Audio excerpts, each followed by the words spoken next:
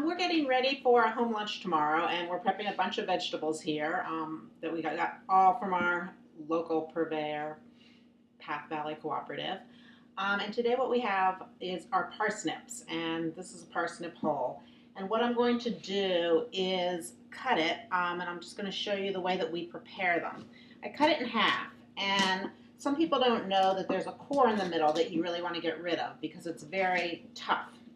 So I cut it in half this way, and again, and you can see right here, it's a little bit lighter in color, and I just cut that right out. And what we're going to do is then cut these into kind of a French fry shape, toss them with grapeseed oil, salt, pepper, and a pinch of sugar, and roast them in a hot oven until they get really brown, and they're one of our favorite things. So those are kind of the shapes that we're going to go with. Try it. They're fantastic.